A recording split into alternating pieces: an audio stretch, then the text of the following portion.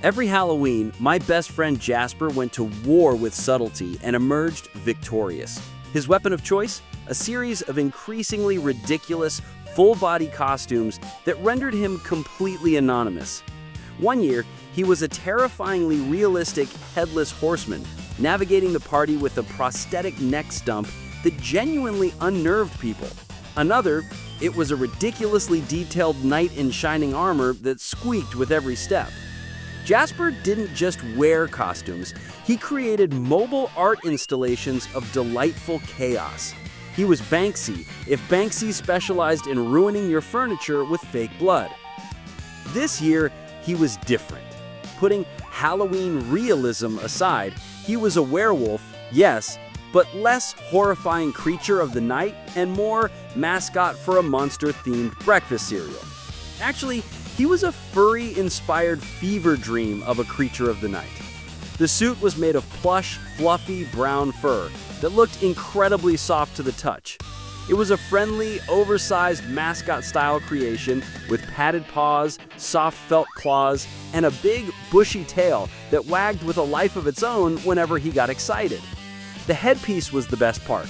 It had a goofy, toothy grin with two blunt white fangs poking out. The eyes were huge, golden, and expressive, like a cartoon puppy. And of course, the voice modulator.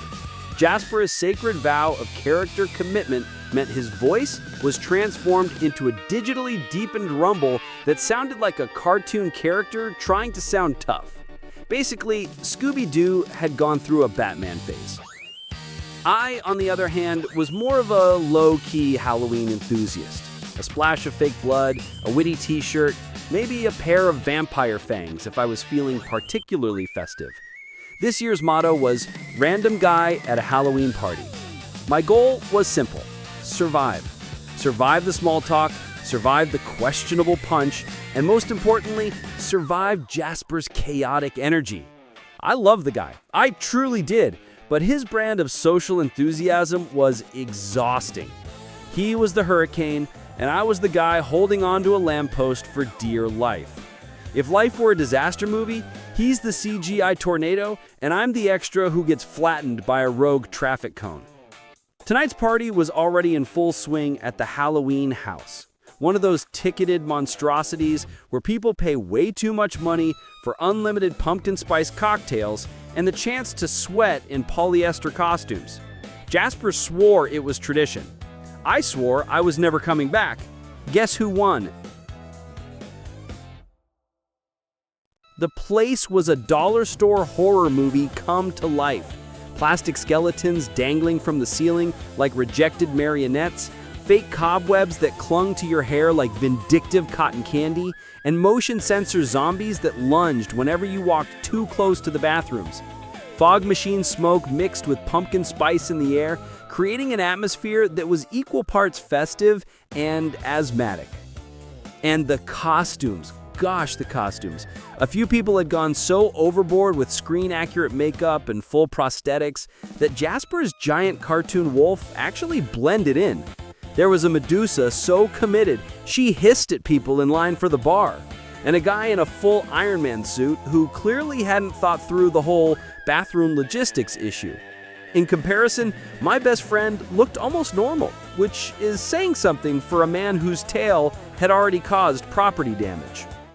And as if my social anxiety wasn't entertainment for the universe, my own personal kryptonite was in attendance: Elias.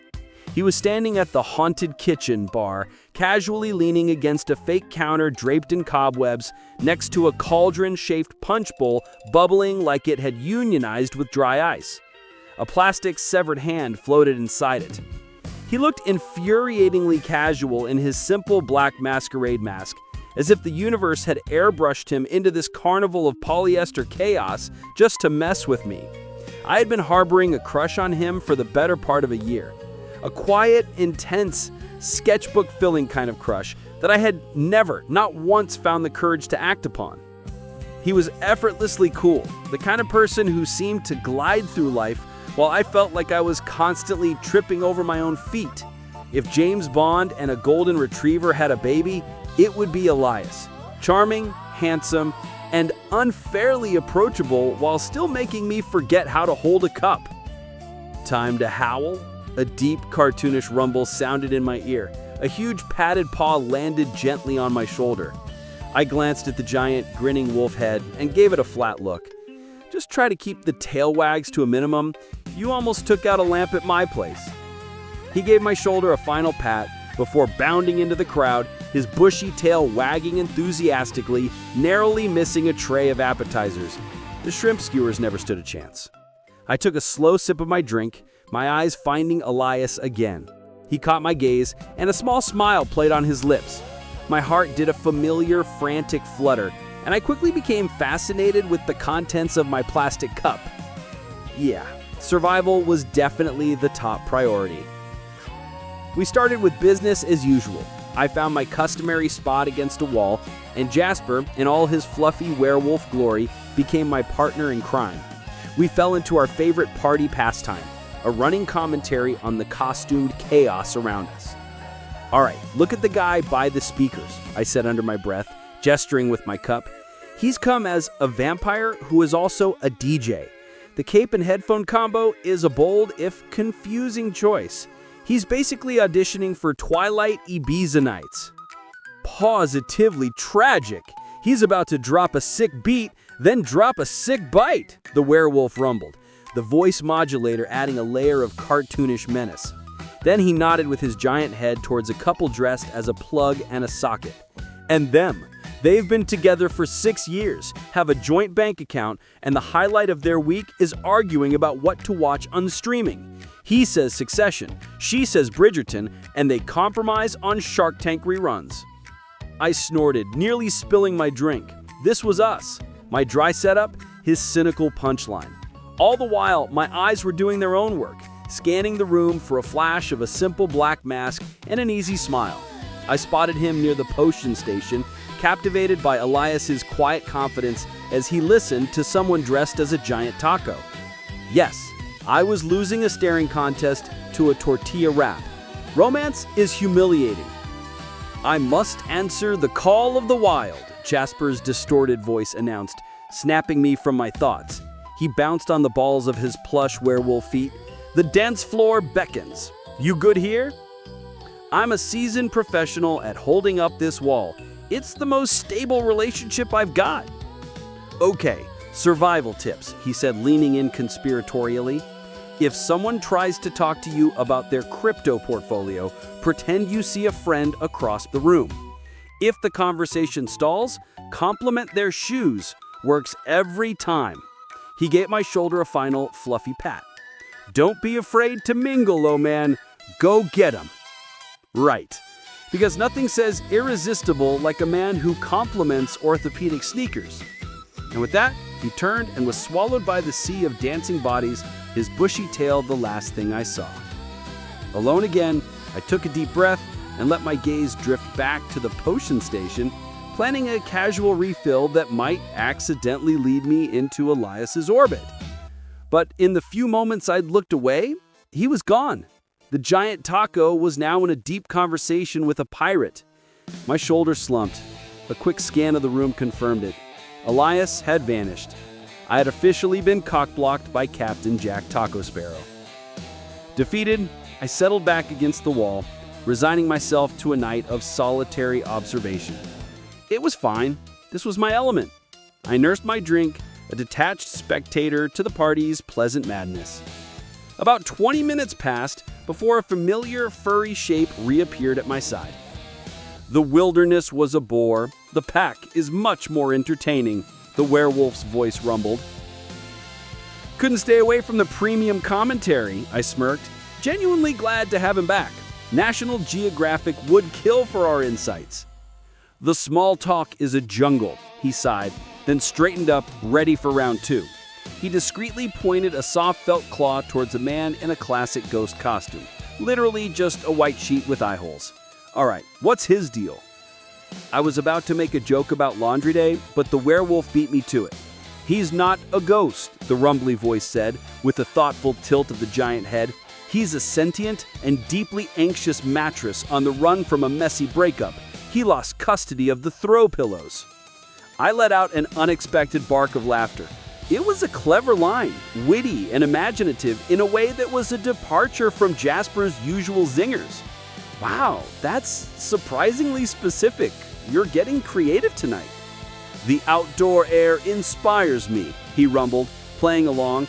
Then he nodded towards a couple in elaborate matching Marie Antoinette and Louis XVI costumes. "And what about the French aristocracy over there?" Clearly judging everyone's lack of decorum, I offered. "Nah," the werewolf countered immediately. "They're time travelers, and they are profoundly disappointed by the lack of decent mead and the quality of the peasant-grade cheese cubes at this party. He's about 2 minutes away from declaring a revolution against the DJ. Heads will roll, starting with the guy who requested Pitbull." "Okay, this wall has seen enough of us for one night," the werewolf's rumbly voice announced, breaking our rhythm. "Mission: acquire more of the glowing green stuff." "A mission? It's punch, not a peace treaty," I quipped, but I was already smiling. I was having too much fun to protest. Although, to be fair, if world leaders served this stuff, we'd have world peace in 10 minutes and hangovers for the next decade. "Every quest has its grail," he declared with a dramatic flourish of a padded paw. "Let's go!" The journey across the crowded room was a disaster in slow motion. The werewolf's big, bushy tail was a fluffy, wagging wrecking ball. It knocked a string of plastic bats off the ceiling and swept a stack of styrofoam tombstones off a display table with a loud crash. "My apologies," the werewolf boomed over the music, turning his giant head. "My tail has a mind of its own tonight, a very clumsy mind." The couple he'd nearly flattened just laughed, clearly charmed by the cartoonish beast. I, meanwhile, was already drafting a strongly worded Yelp review for "Assaulted by Plush Appendage." When we finally reached the so-called potion station, a folding table draped in black plastic with a bubbling cauldron of neon green liquid and a cardboard gravestone behind it that read "R.I.P. Liver," our next challenge presented itself. A very sweaty guy wrapped in toilet paper, committed but unraveling, slopped 2 cups of the radioactive punch in the plastic goblets shaped like skulls. The werewolf stared at them, then at his own huge, soft paws. He made a valiant effort, attempting to pinch the rim of a skull cup between 2 of his felt claws. The cup wobbled like it was auditioning for a disaster reel. He tried to scoop it up, nearly sending it flying into Medusa's snakes across the table. I couldn't help but laugh. "Having some trouble there, big guy?" "These paws were built for howling, not for holding," he grumbled, the voice modulator making him sound genuinely frustrated. He tilted the skull cup toward the wolf's goofy grin and immediately poured green punch all over his chest. "10% in my mouth, 90% on the suit. I'm still calling that a win." It was hilarious. Somewhere in the background, Medusa hissed in disapproval as neon droplets sprayed dangerously close to her snakes. "Here, let me," I said, stepping in to rescue the drink. I picked up both cups and turned to hand one to him. He held out his giant paw, and I carefully placed the cup in the center of it, my fingers brushing against the soft felt claws. "Just try to balance it." He managed to curl his paw around it enough to hold it steady, but when he tried again, half the punch sloshed down his fur. "I feel like a toddler," he confessed, dripping miserably. Before I could come up with a quip, the toilet paper mummy behind the table let out a long-suffering sigh, rummaged under the counter, and produced a ridiculous 3-foot-long bendy straw. With the air of a man who had seen this exact fiasco before, he shoved it into the wolf's cup. "There," the mummy said flatly, one eye visible through unraveling gauze. "Emergency straw protocol." The werewolf bent down, jammed the straw through his toothy grin, and slurped loudly. "Don't judge me," he rumbled between gulps. Even monsters get thirsty. I laughed again, shaking my head. A very hairy toddler with a gym membership and a juice box. I expected us to retreat to our wall, but as a new song with an infectious upbeat tempo began to play, the werewolf had other ideas. We can't just go back to the wall. We have beverages. We're part of the ecosystem now. We must assimilate. Before I could protest, he'd placed his own cup on a nearby table and gently taken mine, setting it beside his. Then a giant padded paw took my hand, pulling me toward the edge of the dance floor. "Jasper, what are you doing?" I laughed, letting myself be dragged along.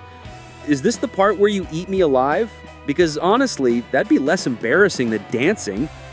At first, it was just silly. He was a terrible dancer in the giant suit, all clumsy bouncing and exaggerated wags of his tail, and I was laughing so hard I could barely stand.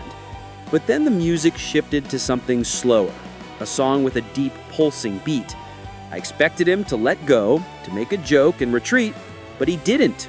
Instead, he pulled me closer. "Dude, what are you doing?" I asked again, but there was no heat in it. "This costume is impossible to dance in from a distance. It's a proximity hazard." Spoken with the seriousness of a man giving a TED Talk on cuddling. It was a plausible excuse. The suit was so ridiculously padded that to dance at all, we had to be close. His soft, furry arms were around me, and my hands rested awkwardly on the plush fur of his shoulders. It felt like I was slow dancing with a giant teddy bear. But as we swayed to the music, I felt my heart begin to race. This was nice. Unsettlingly nice. He was surprisingly light on his feet for someone in a giant animal costume. He led with a gentle pressure on my back that felt deliberate and sure.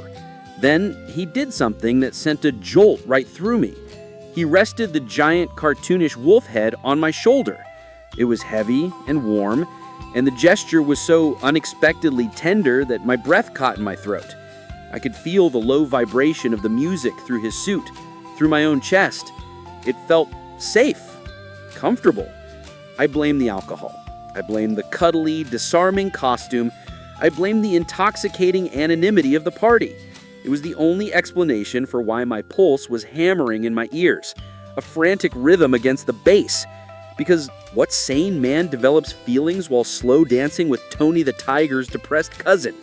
After all, this was just Jasper, my goofy, chaotic best friend, being weird. We continued to sway on the dance floor, a ridiculous, fluffy island of calm in the middle of the party's chaotic sea. The giant, cartoonish wolf head was still resting on my shoulder. Its weight was a comforting, tangible presence. In the safety of the costume's embrace, shielded from the rest of the world, the words I'd kept locked away began to feel less dangerous. "You're a surprisingly good dancer for a giant furball.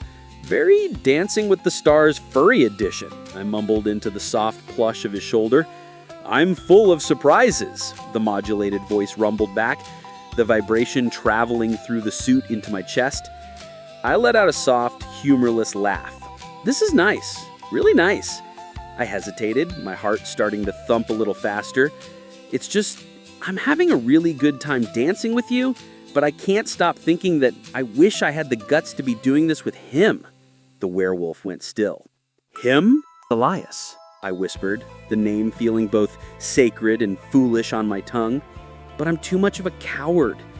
I'd probably just stand there like an idiot until I accidentally tripped and set him on fire somehow, which, knowing me, would somehow involve a pumpkin, 3 candles, and an insurance claim." I expected a typical Jasper pep talk, something loud and full of friendly insults, but the reaction was different. The werewolf pulled back just enough to look at me, the giant grinning mask in absurd contrast to the sudden seriousness of the moment. "A coward?" the voice rumbled, and there was an unfamiliar edge to it, something other than the usual goofy growl. I shrugged, feeling a flush of embarrassment. "Come on, look at him. He's Elias, and I'm just me." "And what's wrong with being you?"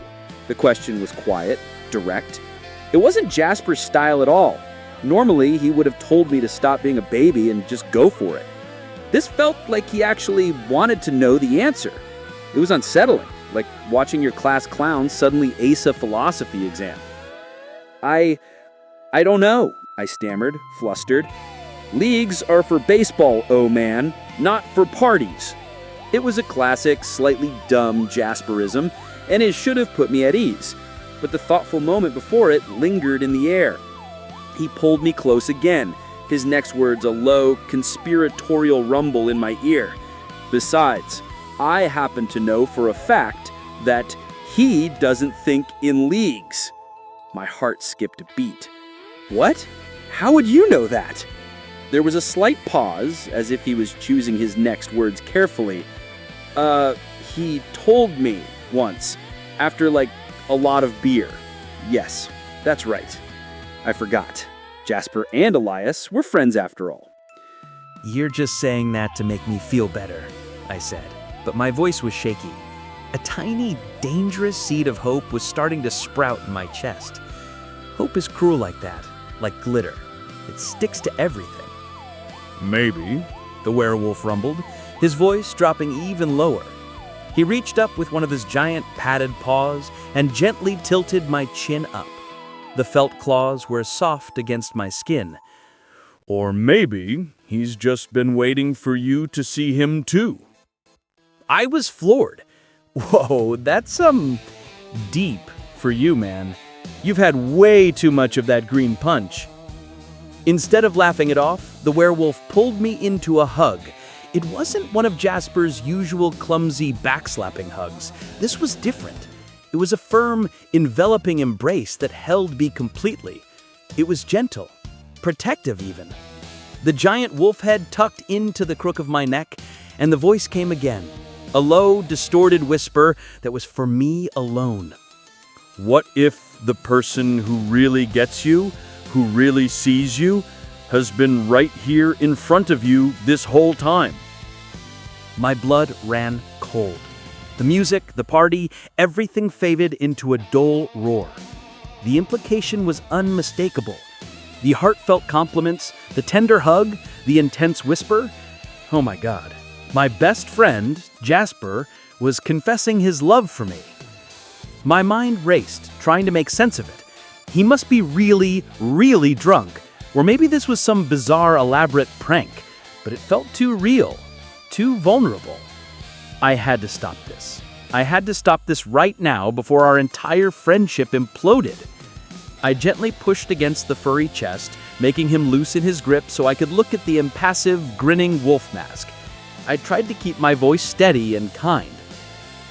Jasper, dude, I love you more than anyone. You know that. You're my best friend, aggressively best friend. Gold medal, world record, televised on ESPN best friend. I paused, letting the word hang in the air between us. But we're family, right? The platonic sitcom kind, not the weird stepbrother kind. The werewolf was completely still, silent. I took a shaky breath and delivered the final awkward blow. Besides, man, I thought you were into girls. The reaction was a slow, almost pained nod of the giant head. The modulated voice that came out was flat, completely devoid of its earlier warmth. Yeah, right. Girls. Totally. Big fan of girls. He finally let go of me, taking a clumsy step back. Just the punch. You're a great friend, is all. Just then, the slow song ended, replaced by a loud, obnoxious dance track. The spell was shattered, the bubble of intimacy replaced by a thick, suffocating cloud of awkwardness. I had just friend-zoned my own best friend. And the worst part was standing there under the flashing lights. I wasn't entirely sure who felt worst about it. Spoiler, probably me, because I'm the idiot who just emotionally curb-stomped a man in a $300 mascot suit. The air around me suddenly felt thick and suffocating. I needed to escape. I needed a moment to process the absolute train wreck of a conversation that had just happened. My best friend was in love with me, and I had just clumsily, brutally shut him down? Congratulations, Owen. You've invented the platonic guillotine. I need to find the bathroom, I stammered to the werewolf, not meeting its giant cartoonish eyes. I turned and fled before he could respond, pushing my way through the pulsing crowd, desperate for a quiet space to splash some cold water on my face and get my spiraling thoughts in order. Running away, my Olympic sport since kindergarten. The upstairs hallway was blessedly quieter, the bass thump of the main floor fading to a muffled heartbeat under my feet. I found the bathroom occupied and leaned against the opposite wall, my head reeling.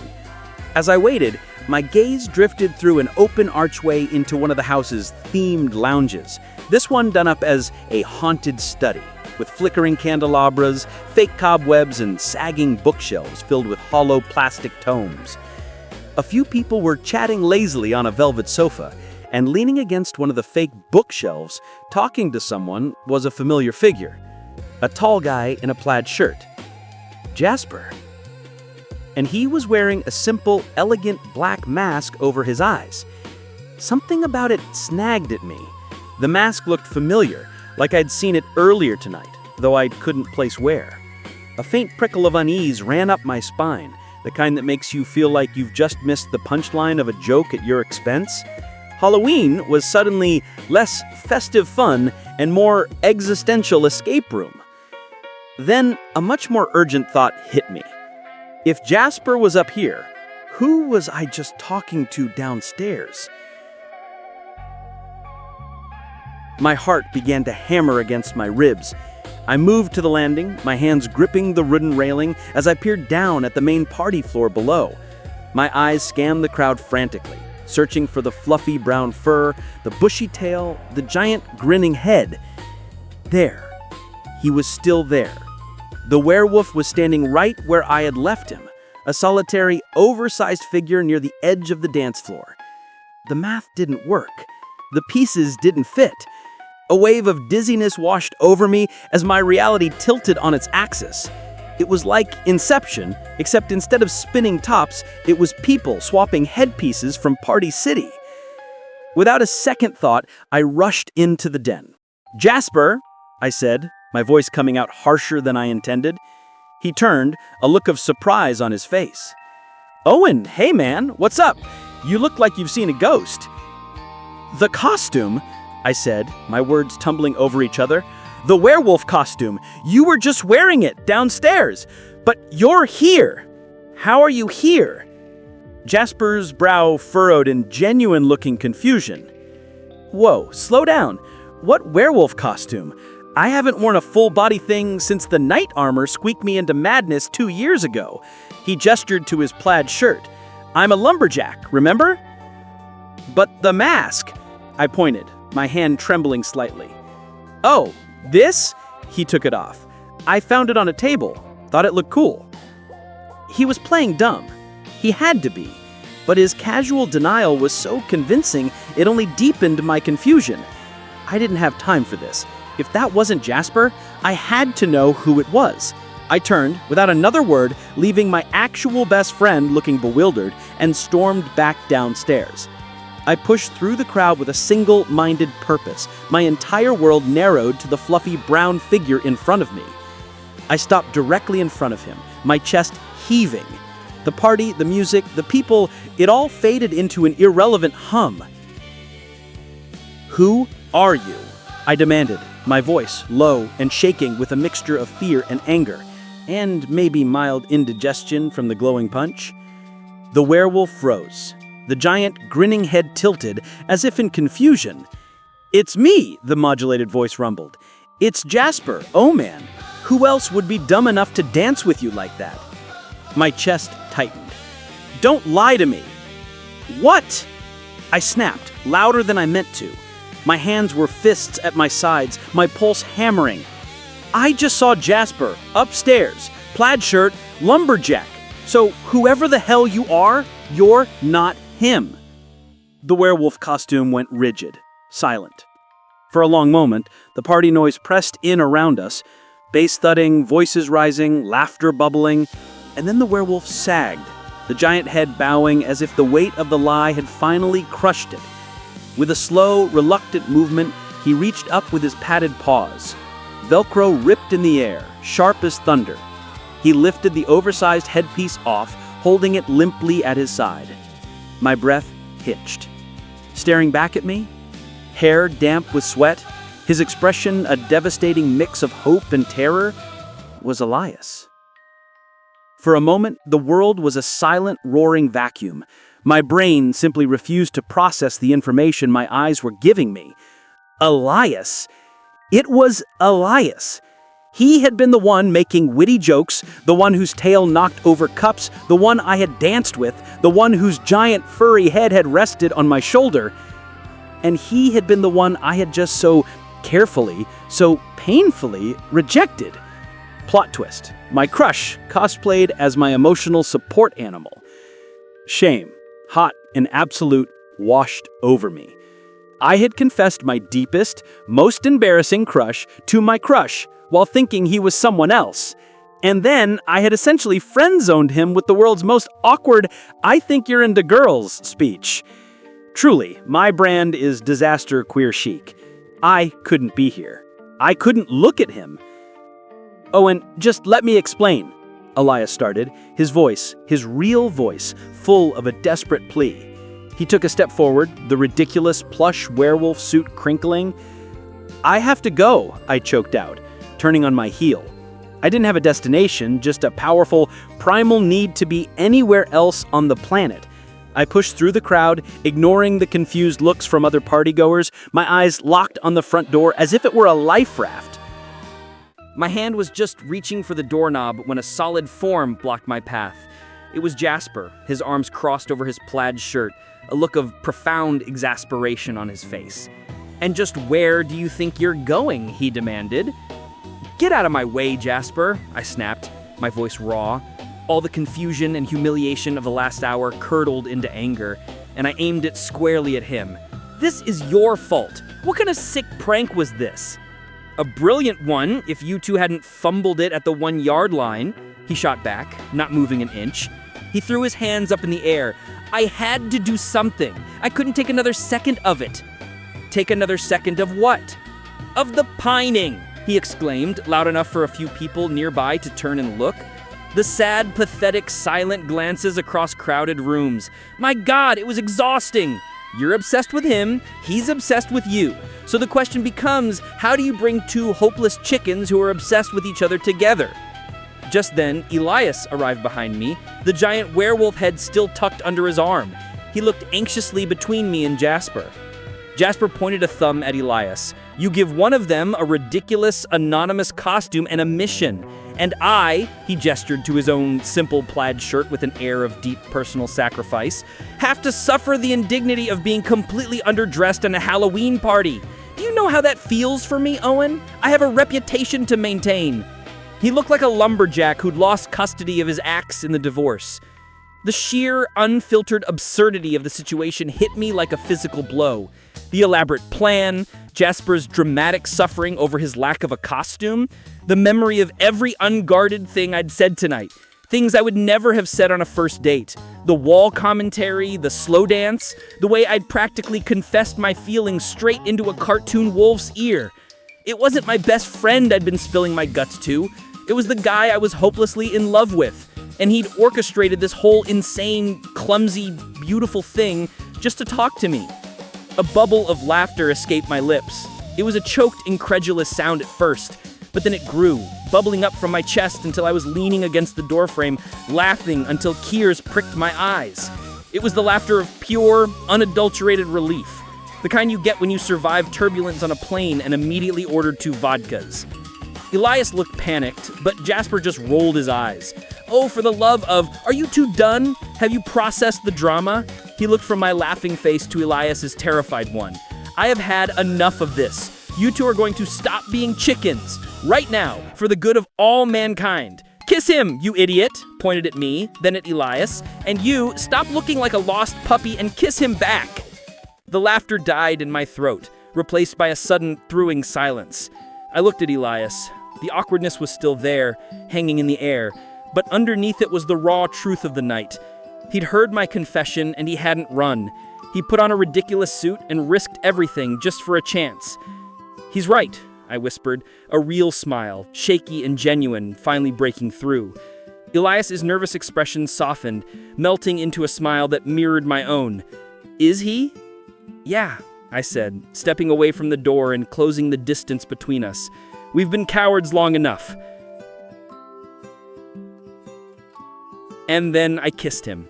I reached up, my hands tangling in the soft, plush fur on the shoulders of his costume, and pulled to me. It wasn't a perfect cinematic kiss. It was clumsy and a little desperate, full of all the unspoken words and stolen glances of the past year. If Nicholas Sparks had directed this moment, he would have been fired for lack of polish. But damn, it was ours. The party, the music, Jasper's triumphant sigh, it all faded away, leaving just the two of us, finally, gloriously unmasked and unafraid.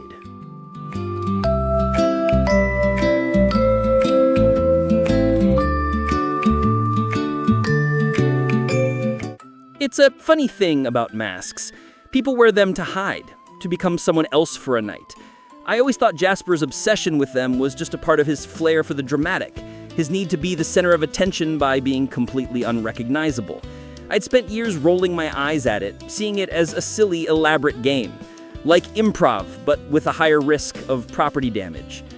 But as Elias and I walked away from the party in the cool night air, his hand warm in mine, I couldn't stop laughing at the absurdity of it all.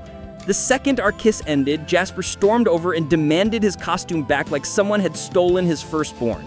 10 seconds later, he was back on the dance floor, howling in triumphant polyester glory, while Elias stood beside me in his sweat-damp shirt, hair plastered to his forehead, looking like he'd just gone 3 rounds with a bear made of upholstery. He looked ridiculous. He looked perfect. So I kissed him again. And that's when I realized I'd had it all wrong. Sometimes you need a mask to finally be yourself. That ridiculous fluffy costume hadn't hidden Elias from me. It had given him a voice. It had been a shield that gave him the courage to step out from behind his own quiet, collected persona and say the things he was too afraid to say. And for me, I had confessed my deepest secret to a 7-foot-tall cartoon wolf because I thought it was the safest place in the world. Yes, my emotional support system is a Looney Tunes character. My therapist is going to love that. The mask hadn't created a lie, it had accidentally built a confessional for 2 cowards who were hopelessly in love with each other. Now, without the safety of the fur and the voice modulator, things were quiet. But it wasn't an awkward quiet, it was the easy, comfortable silence of something finally clicking into place. He'd glance at me and I wouldn't look away. I'd smile and he'd smile back. No longer stolen glances from a crowded room, but a shared open secret. We were basically one montage away from a Netflix trailer. I know I owe Jasper. He saw the whole invisible story playing out between me and Elias and decided to crash through the wall with a wrecking ball of a plan that was just crazy enough to work. I'm grateful, I truly am. But I also know that tomorrow, his smug, self-satisfied grin is going to be absolutely unbearable. And for that, he's going to pay. Oh, he's getting pranked so hard the ghost of Halloween Future will sue me for copyright infringement. A revenge plot is already starting to form in my mind. Something elaborate and absurd that will require meticulous planning. Think Ocean's 11, but with glitter bombs. But that's another story. For now, I've got Elias's hand in mine, suspiciously furry in a way that made me wonder if I should have checked the moon phase before saying yes.